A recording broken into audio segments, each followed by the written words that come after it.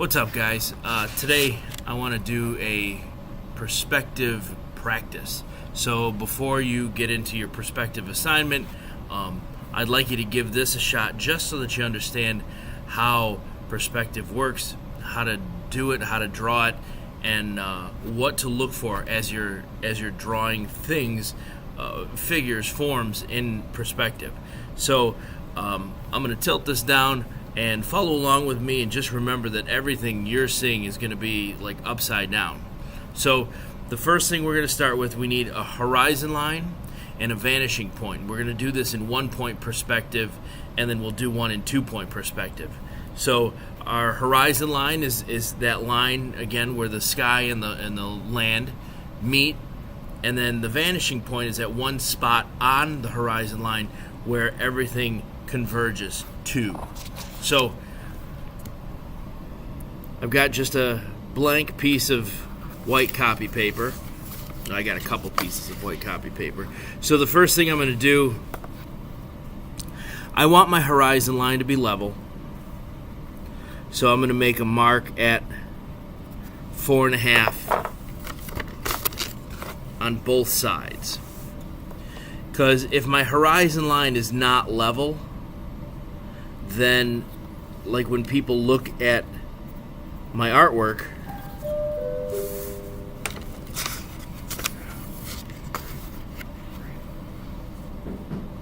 I don't know what that was. When people look at my artwork, if my horizon line is not level, they're going to want to lean to the left or to the right, and it has a potential to make people like seasick, or I don't want to do that this time. So I want my horizon line to be flat, to be level. So I'm going to pick a vanishing point. And again, this is 1-point perspective. So I'm going to start with a geometric shape, and it can be any geometric shape. And I'm going to draw a geometric shape here. If you want to use your ruler for your geometric shape, you can. I'm going to draw a geometric shape. So when you're doing your practice, draw one like up and far away from your vanishing point. Draw one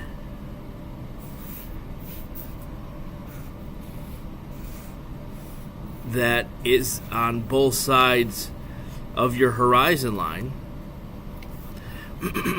And then draw one that is directly beneath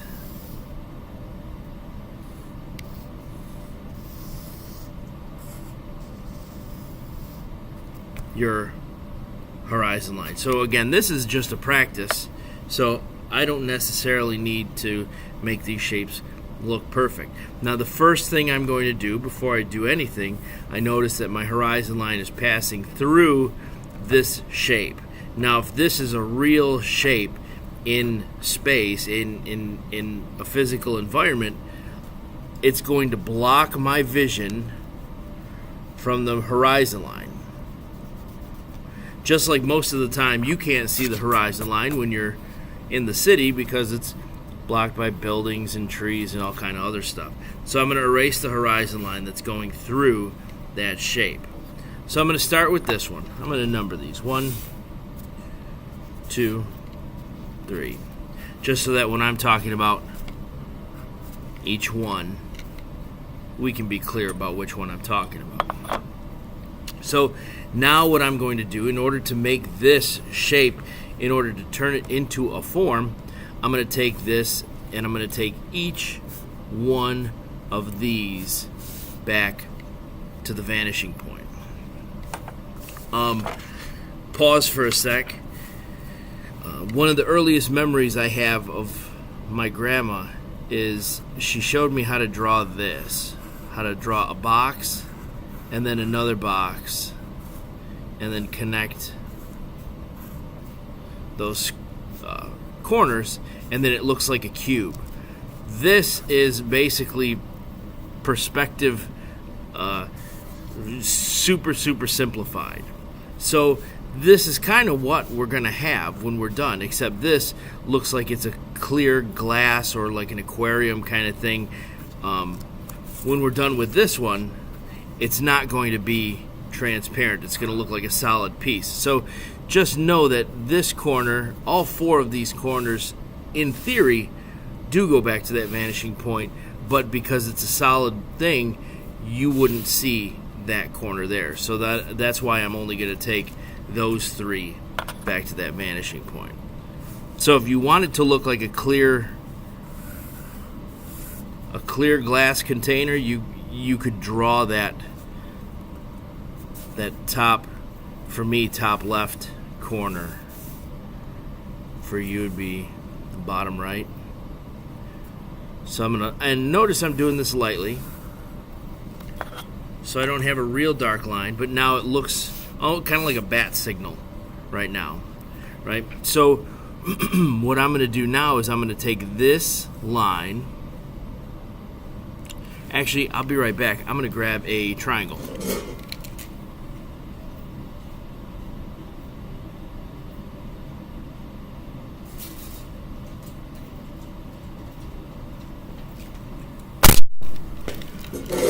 Alright, so I've got a triangle. I'm going to show you how to transfer an angle. So I can take this triangle, I can line this edge up with the edge of my shape, and then I'll use my ruler as almost like a track. So like this is the track that the triangle is going to slide on. So I know that I can line it up there, and then no matter where I slide this triangle to on this paper, it will be at the exact angle. And because I didn't use a ruler, this isn't necessarily a 90-degree angle from the horizon line. So I'm going to take this edge and I'm going to basically copy and paste it down here. So now this is the back edge, and this is the whole side. So I'll use my triangle now to kind of solidify that and make it easier to see. So now you can see that this is a side of that of square number one. So now it's turning into actually a form. And I'll do the same thing with the transferring of the angle. We'll do the same thing with the bottom. And now with this time, instead of just picking some random spot, I'm going to go down until I reach this corner here. And that is going to go across. Right? So now I'll take this, I'll lock that in, and now then this has now become the underside, and I can get rid of the rest of these lines.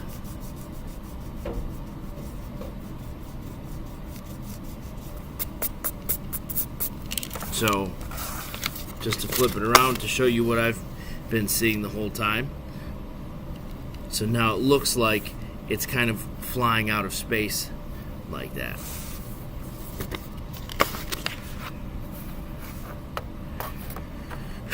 So now what happens when we do well, let's go to number 2. What's going to be the difference? So in box number 1, we started and it was all away from that vanishing point. So now we've got, some of our shape starts on the left and then some of our shape starts on the right.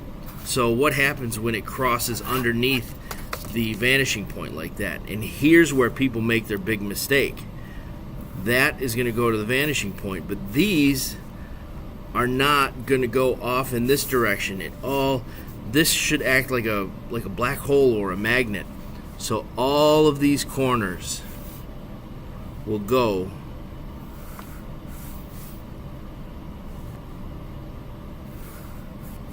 to that vanishing point, just like that. And now like on this one where it's a solid shape and we don't see that line, I'm not going to see that or that because it would be going inside that initial shape that I drew. So let's transfer that angle, and let's make this a very narrow shape. So I'm not going to go too far. I'm just going to go back a little bit. Let's say right there.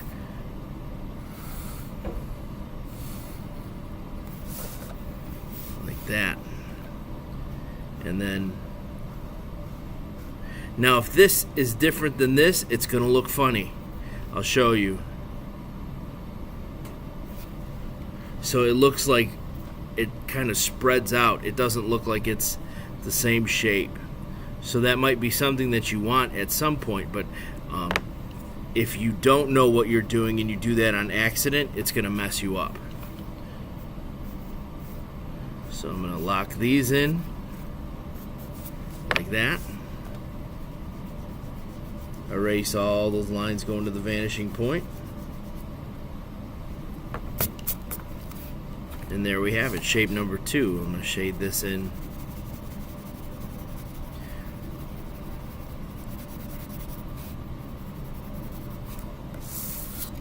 And there you have it. So you can see this line and this line are going in two very different directions, but it still looks like a three-dimensional form. So now what happens when we, so here, I'll flip it, show you. So now what happens when we have a shape that goes over the horizon line like that? Well, it's going to be similar to what happened in shape number 2, but there's kind of an added step that we've got to do. So even though this corner, that line that's going back to the vanishing point is very close to this, I still absolutely have to draw it.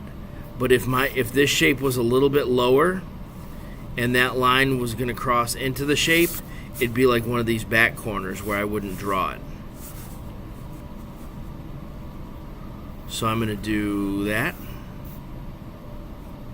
I'm going to do that.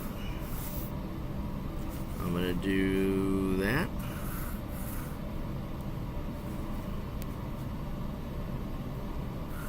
That.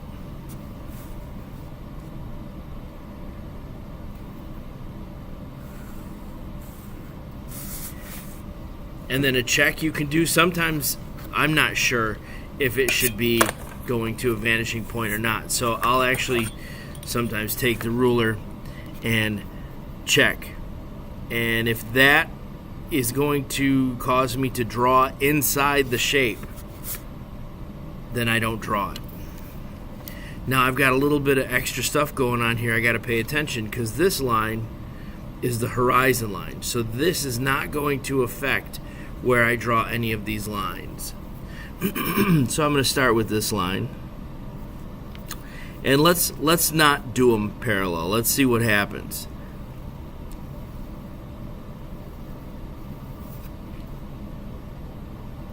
So even if they're not parallel, this, like this, has to be a continuous line.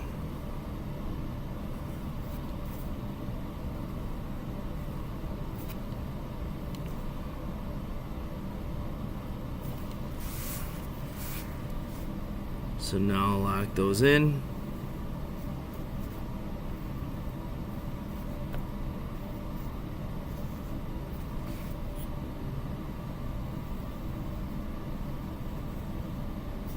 And now the extra step that I was talking about is I'm going to erase all of these construction lines. But now I've also just erased my horizon line. So I actually have to put that back in there. But now because this is a solid form, I shouldn't be able to see through that form to the horizon line. So now this is the added step. I got to take out that horizon line from those side pieces.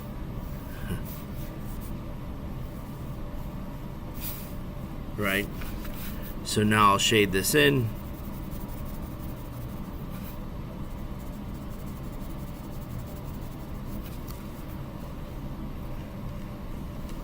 And then that. So that's what happens. Remember, if you're